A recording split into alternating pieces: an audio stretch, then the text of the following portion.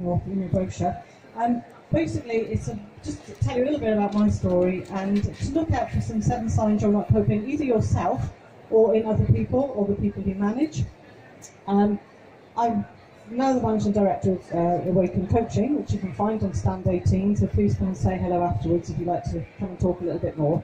I haven't always done that. I spent 30 years in a corporate career, 30 years that spanned 21 house moves in 24 years, which was a bit stressful now and again. But that wasn't what really caused it. I really kind of ended up in a bit of a bad way in 2009 when I ended up with the doctors having crashed out of the corporate world. And I crashed out with depression and severe anxiety. And the reason for that was a lot to do with work pressure and a lot to do with everything that was going on around me at the time. That was in 2009. However, that's not where my journey started. When I ended up at the doctors, being diagnosed with 2 weeks left before hospitalisation, I was told I had to take a sick note and I had to leave work then, that day. Took the sick note and left work. I then realised over time, as the journey got darker and the days got blacker and the hole got bigger, that it hadn't actually started on that day, it had started a couple of years before. And that's why I'm here today to just share with you the 7 signs I'm not coping. I am coping now, I'm fine. I'm in recovery, I still get anxiety. Strange enough, this doesn't fill me with anxiety standing up here, but getting lost on the journey does. Very strange, but that's the way anxiety works, it just creeps up. But thankfully in recovery from the other situations and stuff in my life. So I'm going to run through the 7 signs. We have some leaflets over on the side there, so please come and pick some up. Got a lady, Alison, at the back, who's got some brochures and things if you want any more information. So very, very briefly, first one is changes in personality. I changed. I'd always been a very happy, joyful person, and very positive. I always kind of was one of those people that go bounding into work on a Monday morning and very happy and always enjoyed it. But I became really, really negative.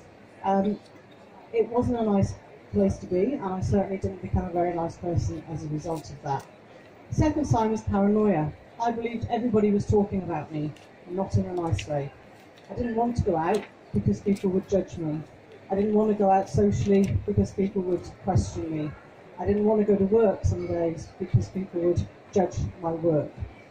So I became really, really paranoid. And as a result of that, became really isolated. Isolation wasn't very nice. I tended to shut myself away, not wanting to go out. I would actually get ready sometimes to go out to a party or just go out socially, or even to work and get to the door and couldn't go any further. I think, no, I can't do this, I can't do this. I became isolated in that I would be in a group. Now today obviously I'm on a small stage. I would sometimes go out to a party, or work again, and be in a meeting, or a group, and feel like I was looking in on it from the outside. Even though I was sat on the same level, I was still talking to people, but felt like I was totally above it and looking in and couldn't comprehend what was going on around me. Became really, really isolated in that way. I kept making constant excuses that I didn't want to go out. It got to a point where my friends stopped asking me because they knew I'd always say no. So that wasn't very helpful. One of the worst things for me, and anyone that's known me a long time, and I think a couple of people will actually now that have known me a while, no, I'm not an angry person. I've never been an angry person. I don't get angry, I don't do anger. In fact, I would walk away from confrontation rather than face it. I don't like it.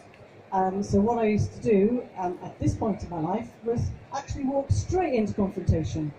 And I would confront everybody. I confronted a lady who worked behind the counter in Tesco's because I wanted to change my iron. My iron was broken. It was purple and I wanted a new purple one. She didn't have a purple one, she had a black one. I didn't want a black one, I wanted a purple one. And so I had this amazing big row with this lady in Tesco's because she did have one upstairs, you see. She had one, I knew she had one upstairs in the stock room, and she wouldn't give it to me.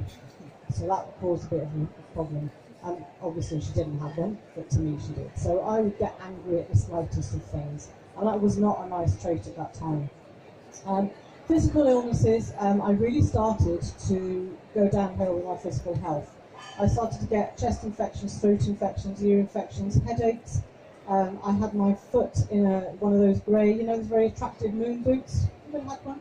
I was really on trend at that time. David Beckham had one at the same time. First time and probably only time I've ever had anything in common with David Beckham. Shame, but anyway, I did. And it wasn't good. And the reason for that was all the stress in my body had travelled through my body into the ligaments in the bottom of my foot and had twisted my ankle ligaments and tendons with the stress. They'd become so stressed out. So I was about 6 to 8 weeks in that. So that was some of the physical signs that things weren't happening. And now I know that that was my body's way of going, slow down, stop, take time out. How many times do we all go to work with a cold? The cold is there to not just to stop you and be awkward and to say, go, you know, you've got to get over this. It's to say you need a rest. You need time out. And that's what it's doing. So you really need to start to listen to your body if you start to get physical illnesses. With all of that came sadness. I became really sad. I can cry with the best of them. I'm a Cancerian. If you've got any Cancerians in the audience, you will know that crying is part of being a Cancerian. Well, normally anyway. So you kind of cry at all the silly films and all that stuff. However, this crying was different. I couldn't stop myself crying. The day I went to the doctor, I actually cried a lot and went through nearly half a box of tissues before I could even tell him what was wrong. So it was really not a good place to be. And I was sad. It wasn't just crying.